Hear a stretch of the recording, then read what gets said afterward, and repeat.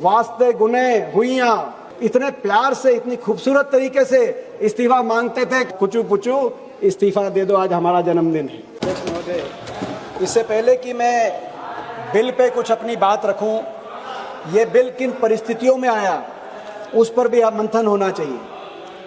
जिन परिस्थितियों में बिल आया है वो साबित करते हैं कि ये बिल सरकार ना तो मन से लाई है, ना दिल से लाई है, ना दिमाग से लाई। क्योंकि सरकार का मन तो युवाओं की आवाज दबाने का था, छात्रों की आवाज को कुचलने का मन था। लेकिन जब पानी नाक तक पहुंच गया, जब सरकार को यह समझ में आया कि अब सिंहासन डोल रहे हैं, जब परिस्थिति और नैरेटिव, क्योंकि ये सरकार नैरेटिव की सरकार है, और जब नैरेटिव आपके नियंत्रण से बाहर हो गया, तब जाकर सरकार ने आनन फानन में इस बिल की भी घोषणा करी, एक कमेटी नंदन नीलेकानी की कमेटी की भी घोषणा करी। प्रधानमंत्री जी भी तब इंस्टाग्राम पे आए और तब इस्तीफा भी हुआ।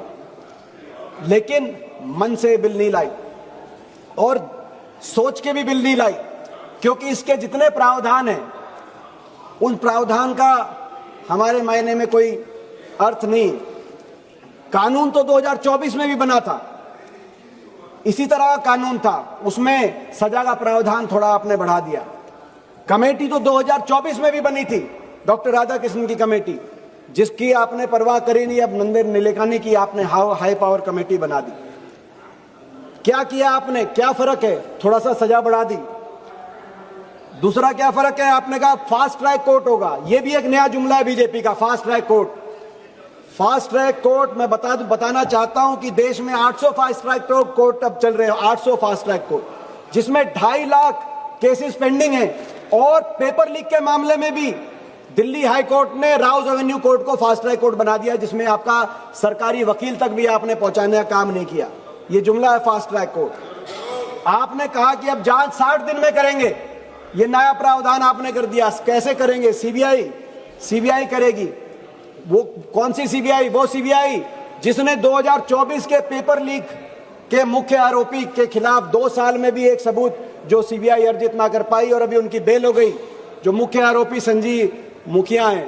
वो सीबीआई, जिस सीबीआई को आपने विपक्ष पे लगा रखा है, हम पे लगा रखा है, सभी सारे विपक्ष को, जो सांसदों और विधायकों को तोड़ने का काम आती है, वो सीबीआई, उस सीबीआई से आप कह रहे हैं कि वो जांच करेगी।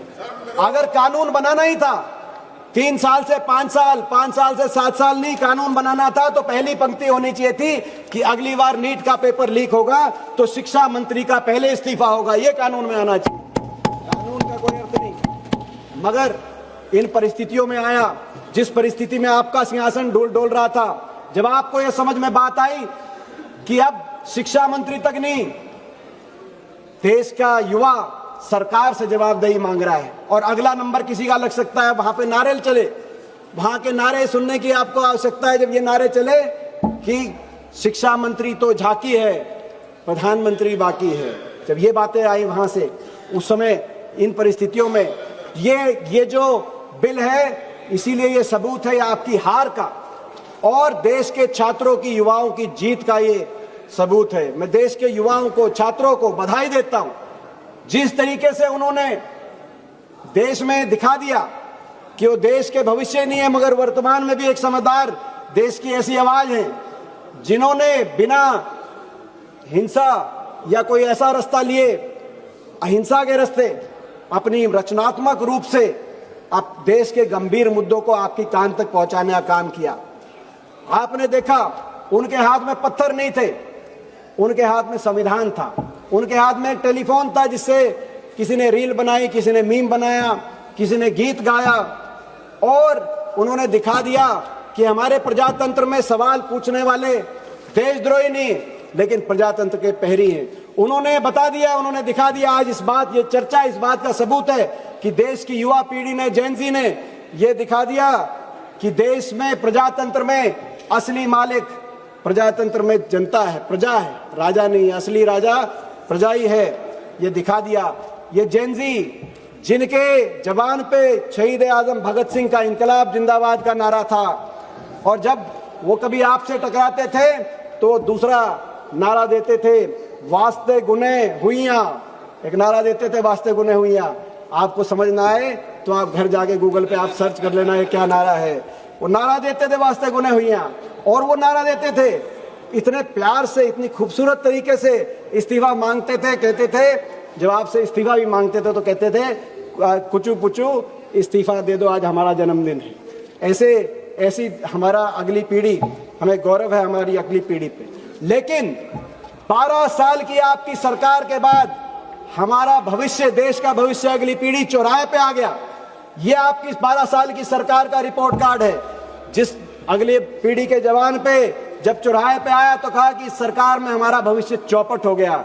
ये आपका रिपोर्ट कार्ड है। उन्होंने कहा कि हमारी शिक्षा व्यवस्था चौपट हो गई इस सरकार में, ये आपका रिपोर्ट कार्ड है। उन्होंने कहा परीक्षा व्यवस्था चौपट हो गई, ये आपका रिपोर्ट कार्ड है। उन्होंने कहा रोजगार व्यवस्था इस सरकार में चौपट हो गई, ये आपका रिपोर्ट कार्ड है। और आपका रिपोर्ट कार्ड ये है, इन 12 साल के बाद लोकतांत्रिक व्यवस्था भी चौपट हो गई, इसीलिए देश के भविष्य को चौराहे पे आना पड़ा।